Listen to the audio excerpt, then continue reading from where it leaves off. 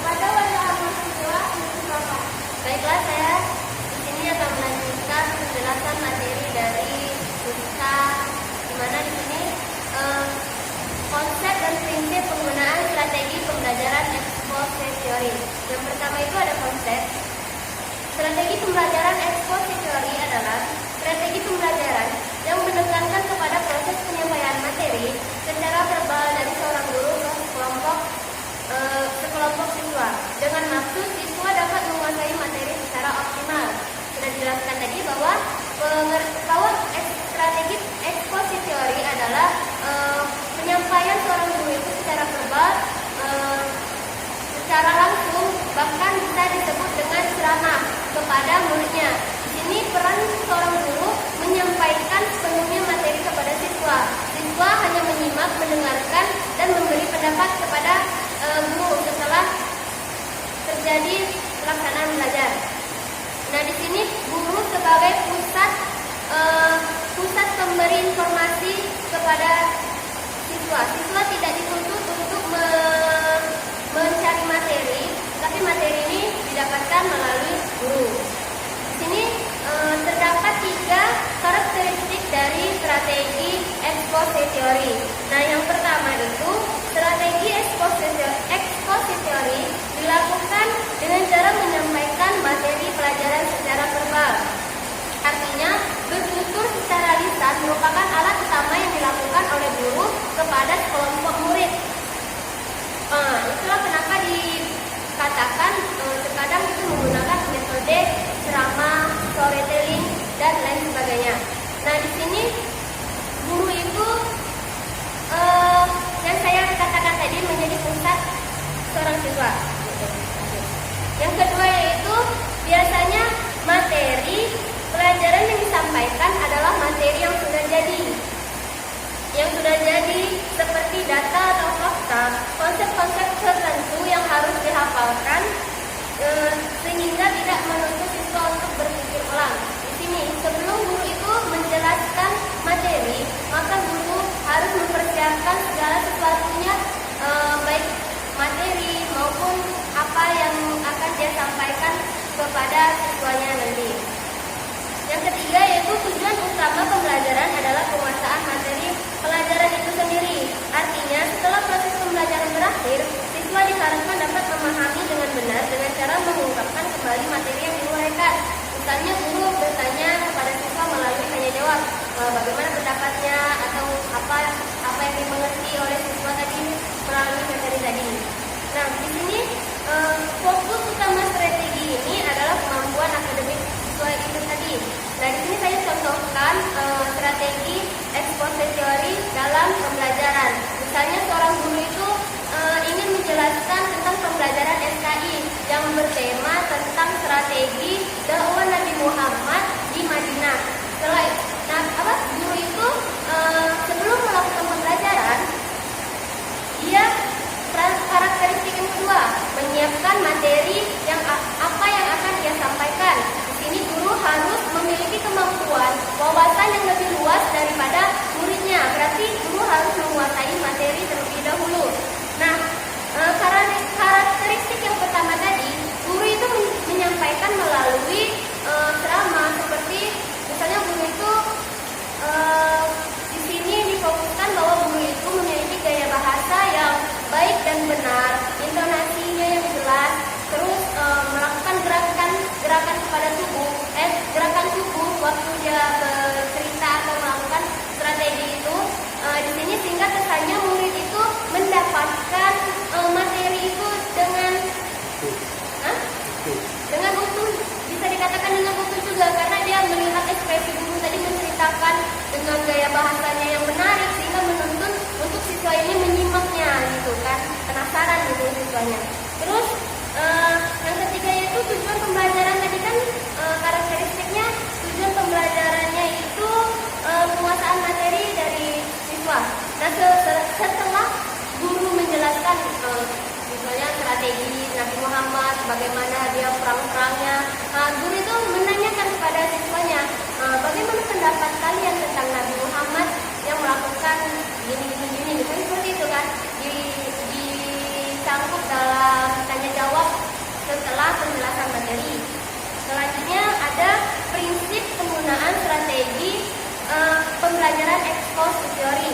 Yang pertama yaitu berorientasi pada tujuan. Nah, dilihat lagi tadi tujuan apa, tujuan dalam pembelajaran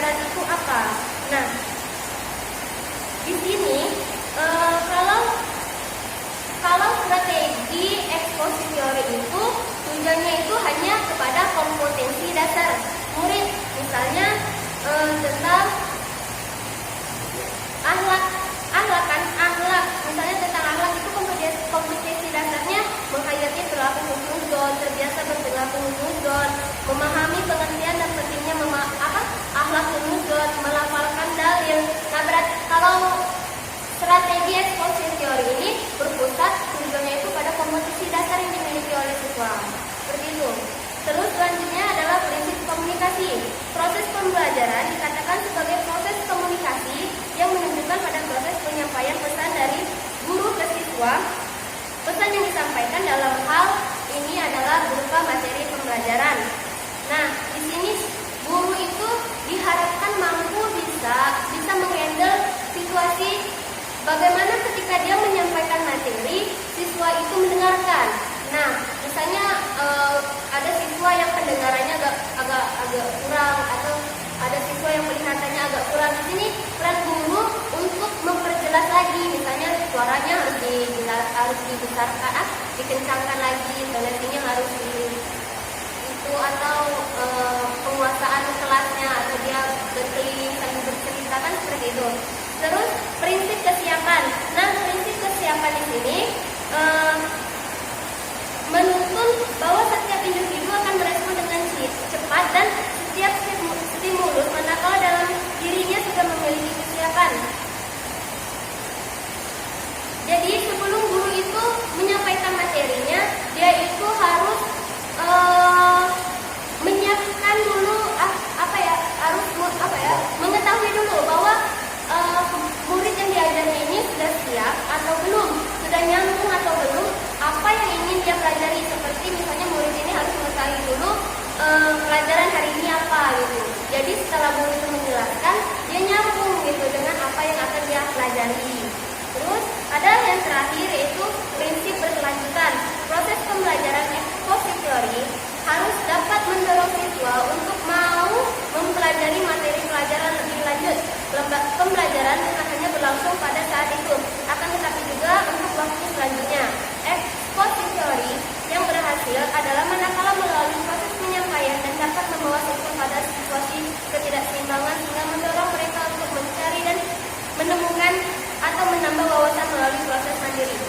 Jadi setelah guru itu menjelaskan, di sini diharapkan siswa itu mampu mencari wawasan lebih. Misalnya jadi itu kan sudah dijelaskan oleh gurunya. Nah, di rumah itu dia terbayang-bayang oleh penjelasan dari gurunya itu, masih melekat di otaknya tentang apa yang gurunya sampaikan itu, sehingga di sini diharapkan siswa itu mengembangkan apa yang ia dapatkan dari proses belajar melalui strategi exposure theory ini. Nah, selanjutnya akan dijelaskan oleh rekan saya Reza Krisna kepada Reza. Baik, terima kasih untuk rekan saya. Baik, ini saya Reza Krisna akan melanjutkan pembahasan dari kedua rekan saya tadi, yaitu yang ketiga, prosedur pelaksanaan strategi exposure theory. Nah, di sini sebelum seorang guru itu menggunakan strategi exposure theory, ada beberapa hal yang harus dipahami oleh seorang guru. Nah, yang pertama, merumuskan tujuan yang ingin dicapai. Tujuan yang merupakan langkah pertama yang harus dipersiapkan oleh guru.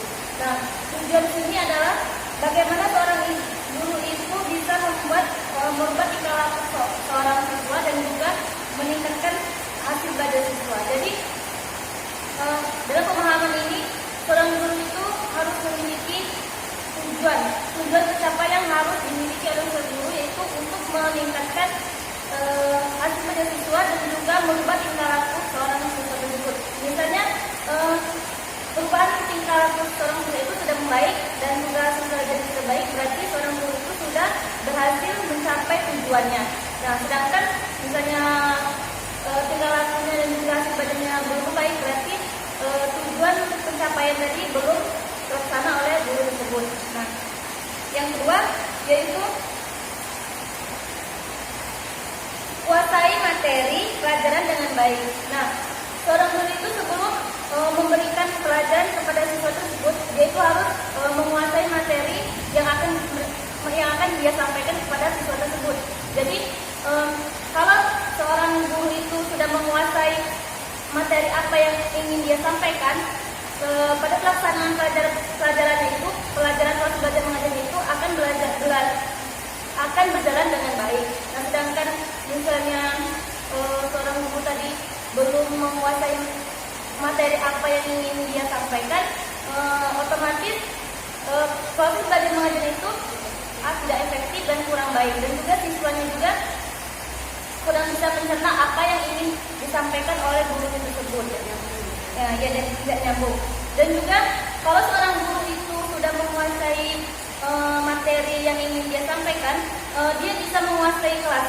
Maksudnya sini menguasai kelas adalah dia bisa bergerak kemanapun yang ingin dia bergerak, dia bisa menggunakan ruang kelas ini. Maksudnya bisa menguasai kelas lah gitu. Iya. Nah, sedangkan kalau seorang guru itu belum benar-benar menguasai materi yang ingin dia sampaikan, dia akan merasa takut untuk bergerak dan mendekati siswa tersebut. Nah, yang ketiga, kenali medan dan berbagai hal yang dapat mempengaruhi persiapan proses penyampaian materi. Nah, maksud di sini adalah seorang guru itu harus mengetahui kondisi yang untuk pelaksanaan proses belajar mengajar ini. Jadi, seorang guru itu harus memiliki ruang kelas yang kondusif dan juga baik agar pada saat proses belajar mengajar itu akan belajar dengan baik. Dan juga kalau ruang kelasnya itu baik, bersih dan juga nyaman, juga siswanya juga akan bisa mudah memahami pelajaran yang disampaikan karena mereka merasa senang gitu kan. Ya, dan juga tidak ada yang dapat mengganggu konsentrasi siswa tersebut. Nah, adapun dalam prosedur menggunakan strategi ekspositor ini ada beberapa prosedur yang harus kita ketahui. Yang pertama yaitu persiapan, yang kedua itu penyajian, yang ketiga yaitu menghubungkan dan menyimpulkan, dan yang terakhir itu penerapan. Nah, beberapa hal tersebut dibagi lagi menjadi beberapa langkah persiapan. Di antaranya, yang pertama itu beri sugesti yang positif dan hindari sugesti yang negatif. Maksudnya memberikan bayangan yang positif, bukan bayangan yang negatif. Jadi pada saat memberikan seperti memberikan motivasi ya, seperti memberikan motivasi yang positif agar siswanya itu lebih percaya diri dan semangat dalam menerima materi tersebut. Nah, yang ketiga yaitu memulailah dengan mengemukakan tujuan yang harus dicapai. Jadi seorang guru harus menyampaikan terlebih dahulu tujuan apa yang harus dicapai oleh seorang guru tersebut, misalnya perubahan tingkah laku dan juga hasil belajar siswa tadi.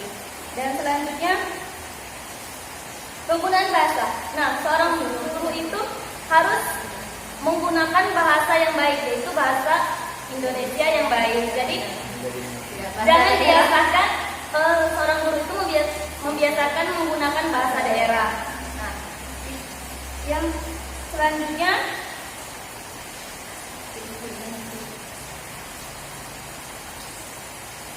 intonasi suara.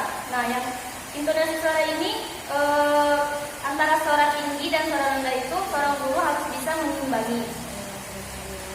Ya, kalau ceritanya sedih tadi seorang guru dengan suara yang lembut. Kalau suaranya ngegas-ngegas itu bukan cerita sedih, itu marah. Jadi kalau marah ya kita sesuaikan. Oke. Yang selanjutnya itu menjaga kontak mata dengan siswa. Nah, seorang guru itu harus bisa memberikan kontak mata dengan setiap siswanya. Karena dengan kontak mata itu seorang guru itu bisa melihat mana siswa yang benar-benar memperhatikan dan mana siswa yang memperhatikan tapi dengan pikiran yang bukan di sini gitu kan. Seperti menghayal itu kan. Biasanya kalau siswa menghayal itu tujuan matanya emang ke guru, tapi pikirannya itu kemana-mana gitu. Jadi kalau terjadi kontak mata itu seorang guru itu bisa melihat yang mana muridnya yang benar-benar konsentrasi, mana yang tidak. Nah, yang selanjutnya yaitu menggunakan joget-joget yang menyenangkan. Nah, maksud sini joget-joget ini adalah menggunakan yel-yel ya, menggunakan yel-yel breaking. Ya, ice breaking yang menyegarkan. Apalagi misalnya kondisinya lagi panas-panas gitu kan. Jadi seorang guru itu harus bisa menggunakan ice breaking yang baik biar siswanya bisa konsentrasi lagi dan juga tidak bosan. Nah, mungkin itu saja penjelasan dari saya dan selanjutnya akan dijelaskan oleh teman saya. Ya, terima kasih kepada Reza dan terima kasih kepada saudara saya Siska dan Manda. Di sini saya akan menjelaskan materi selanjutnya, yaitu keunggulan dan kelemahan strategi ekspositori sehingga menjadi strategi pembelajaran yang berorientasi pada standar proses pendidikan. Ya, jika kita berbicara suatu strategi, pasti strategi itu memiliki keunggulan dan kelemahannya masing-masing. Tergantung bagaimana kita bisa memaksimalkan keunggulannya dan meminimalisirkan kelemahan strategi tersebut. Adapun strategi dari strategi ekspositori ini ya, yang pertama adalah strategi pembelajaran ekspositori ini bisa mengontrol suasana lokal, luasan materi belajar, sehingga dengan adanya penguasaan atau mengontrol ini, seorang guru bisa mengetahui bagaimana kondisi siswanya yang diajarnya, berapa jauh materi yang siswanya yang dipahami, sehingga guru itu bisa memaksimalkan di mana yang sudah baik dan yang kurang baik. Yang kedua adalah strategi keunggulannya adalah strategi pembelajaran ekspositori dianggap sangat efektif apabila materi pelajaran yang harus dikuasai siswa cukup luas. Contoh, dalam RPP itu kan banyak ada kompetensi dasar, langkah-langkah pembelajaran, sehingga dengan adanya strategi ini seorang guru itu bisa mengelola bagaimana efisiensi waktunya sehingga anak muridnya itu bisa maksimal dalam menangkap informasi yang disampaikan sehingga tidak putus kontak atau miskomunikasi. Yang ketiga yaitu keunggulannya di sini adalah melalui strategi ini siswa dapat belajar sekaligus melihat dan mengobservasi, atau dari penjelasan guru itu siswa dapat melihat apa yang dijelaskannya, apa yang diberikan informasi itu, sehingga anak-anak itu bisa paham akan materi yang diajarkan. Dan yang keempat, keuntungan dari strategi ini adalah bisa digunakan untuk jumlah siswa yang banyak, karena penekanan ini pada intonasi dan gaya bicara. Ketika guru menjelaskan, anak-anak akan mudah mengerti jika dia memperhatikan. Apabila dia kurang memperhatikan, bisa seperti yang dikatakan teman tadi dengan kontak mata, sehingga anak itu merasa diperhatikan oleh gurunya dan tetap mendengarkan materi tersebut. Nah, itu adalah keunggulan dari strategi ini. Jika kita berbicara keunggulan, pasti setiap strategi memiliki kelemahannya masing-masing.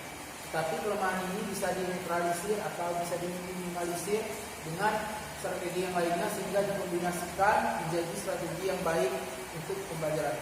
Adapun kelemahan dari strategi ini, yang pertama adalah strategi ini hanya mungkin dapat dilakukan terhadap siswa yang memiliki kemampuan mendengar dan menyimak secara baik. Karena di dalam pribadi seorang siswa, dia bukan hanya ada yang melalui pendengaran, penglihatan, sehingga kelemahannya di sini itu bagi siswa yang sulit dalam menangkap pelajaran melalui pendengaran, dia akan susah memahaminya. Tinggal bagaimana guru itu mengombinasikan strategi ini dengan strategi lainnya seperti strategi demonstrasi, sehingga kelemahan ini bisa sedikit tertutupi. Dan yang kedua, strategi ini dapat melayani perbedaan setiap individu, baik perbedaan kemampuan, pengetahuan dan pengalaman serta bahkan minat. Nah, ya di sini seperti yang saya katakan tadi, setiap manusia itu memiliki kelebihan dan kekurangannya masing-masing sama seperti strategi ini, dan bagaimana seorang guru itu bisa memahami sikap muridnya sehingga dia dapat menyesuaikan. Adapun yang ketiga, kelemahan dari strategi ini adalah strategi ini lebih banyak ceramah atau berbicara. Akan ada rasa bosan ketika guru itu menyampaikan. Bagi murid yang tidak suka terlalu sering dalam belajar, ini akan menjadi kesulitan tersendiri.